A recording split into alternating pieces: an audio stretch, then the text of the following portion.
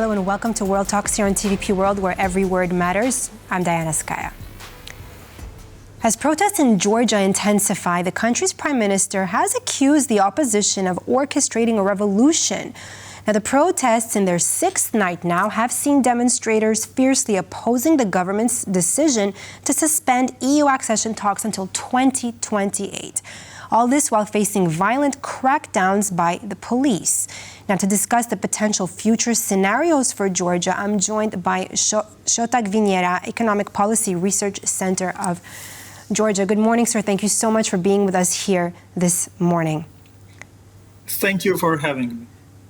Now, really, this crisis continues to develop quite rapidly in Georgia.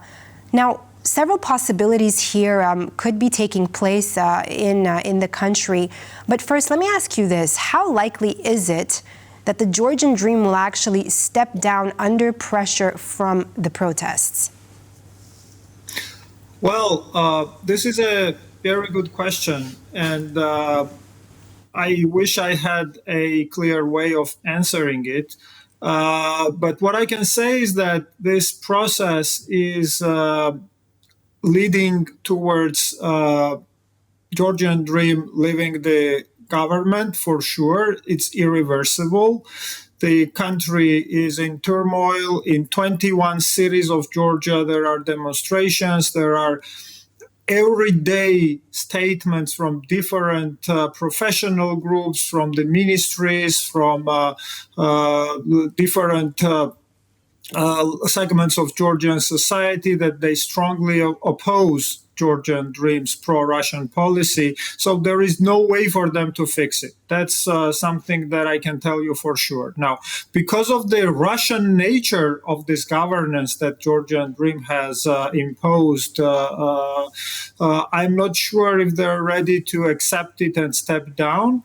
And please don't ask me what will it take for them to step down, because I think that they have already lost any sort of rational approach towards governing the country. They're using the brutal force. They're just trying to revenge all those who dare to go out in the streets and protest, and they're acting in the spirit of Russian OMON, just brutal oppression and silencing the protest. So at this point in time, it's difficult to say whether they will come to their senses and realize that the game is finished, but the end game is clearly them leaving the government. There is no way for them to fix this. So what kind of scenario can Georgia see taking place in the next step? I mean, I would ask you a few weeks, but at this point in the next coming days.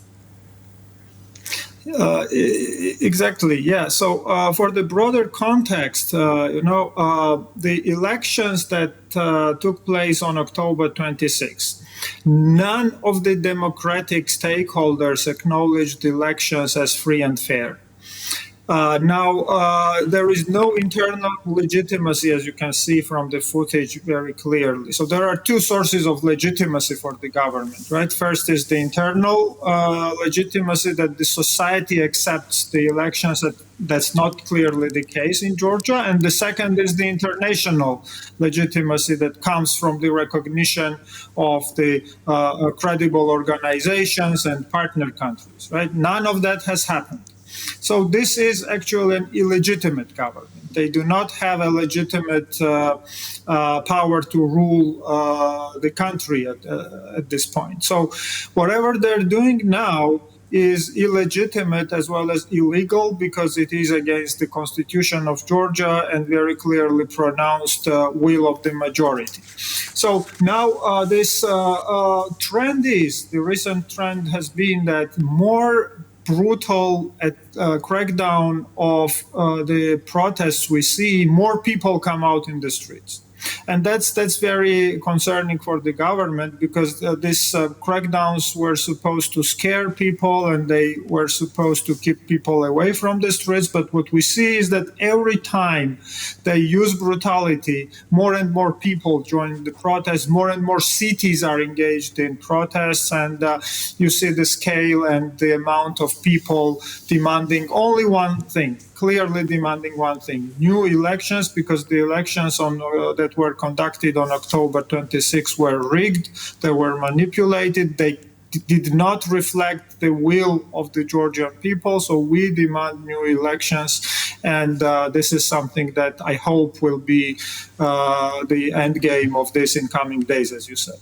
Shota, you said so many important and very interesting factors here, but first I want to make a comparison.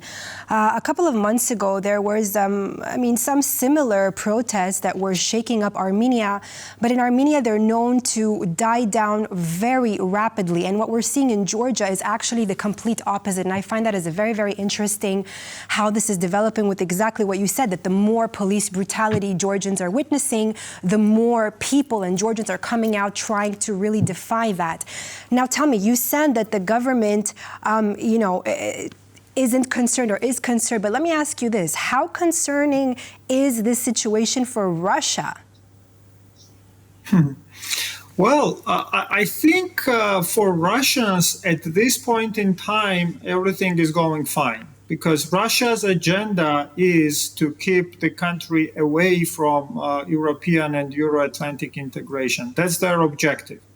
So now there are two ways for them to keep us away from that. One is to keep their proxy government in place and to ensure through the policy that the country is anti-democratic, anti-Western, and it's firmly fixed into Russia's sphere of influence, and there is no place for such a country in the Western institutions. And that was their first preference. That's why they helped Georgian Dream government to rig the elections and to inflict massive disinformation and propaganda campaigns against the Georgian people. And the second option is, if this doesn't work, then it has to be as bad as it gets to plunge country into the social unrest. And that will be really the devastating scenario that Russians will be, I guess, looking at. And they will try to use this and take advantage of this very fragile and flammable situation to turn this into something that they can basically flame and turn this into a process that is out of hand for everybody.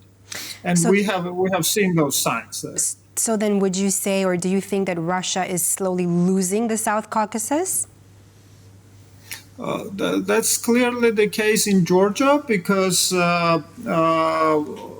if you see the whole dynamics of how it goes for Russians, is that they thought that Armenia was fait accompli for them. They thought Armenia is very firmly fixed into Russia's orbit and Russia's sphere of influence. But now we see that that is not the case. They have lost influence in Armenia. Now there is a lot to be done to free Armenia from Russia's influences and pressure, but the trend is going to the direction where Armenia can no longer trust Russia, and that's not sustainable. It's not gonna be a long-term sustainable, successful effort for Russia to actually keep their grip on Armenia. And the same thing happened here in Georgia, because for so many years, Georgian Dream government was able to confuse people. They have never told the Georgian people that they are anti-Western, that the West is the enemy, and they will turn their back to the West and then start moving towards Russia. This is something that they have started saying very, very recently, because they had no choice, because they had to come out as an anti-Western power as a result of this geopolitical turmoil and the pressure from the Georgian society. So now they have been forced into the situation where all cards are laid on the table. Everybody knows that this is an anti-Western, pro-Russian government, and more than 80% of Georgians actually have very clearly chosen the pro-Western and pro-EU, pro-NATO orientation. So how is that going to happen? How are you going to silence 80% of the society? Even Russians understand that that is not going to happen. And even if they do for a little while, that's not a sustainable strategy. So I think that Russians slowly understand that they have to live with the fact that they have lost Georgia. Shota, let me ask you this. The vote for the new president is set to take place on December 14, if I'm not mistaken.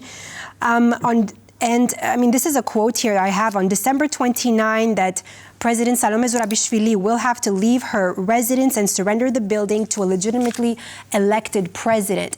However, Salome Zurabishvili did have an interview with us here on TVP World. She said she will not step down. Now, could she potentially initiate steps towards new elections, or how do you see this step unfolding, of course, in the next few days?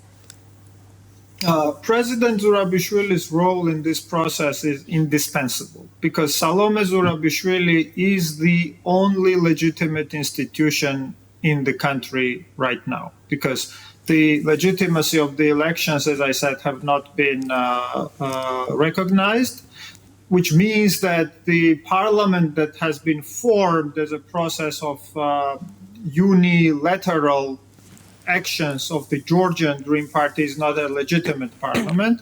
And it also means that the government that was sworn in by the illegitimate parliament is not a legitimate government too. So this leaves us with a very simple fact that Salome Zurabishvili is the only legitimate authority in the country that has the right to speak on behalf of the Georgian people. So legally speaking and constitutionally speaking, this is a great advantage that President Zurabishvili has at this point, and she's playing this very strong card very skillfully at this point in time. Regarding the elections of the new president, I think it's really, even for the Georgian dream, it's too much to conduct that elections in this situation, right, which we see in the streets of Tbilisi. So I really do hope that they have left at least little bits of sanity, and they will at least delay the process. Thank you so much, Shota Gvineria. Unfortunately, it's all the time we have for today, but thank you so much for all your insights. Economic Policy Research Center of Georgia, Mr. Shota Gvineria, for the crisis unfolding in Georgia. Thanks for being with us this morning. And that completes this edition of World Talks here on TVP World. I'm Diana Skaya. Don't go away. Up next, news with Claudia Czerwinska.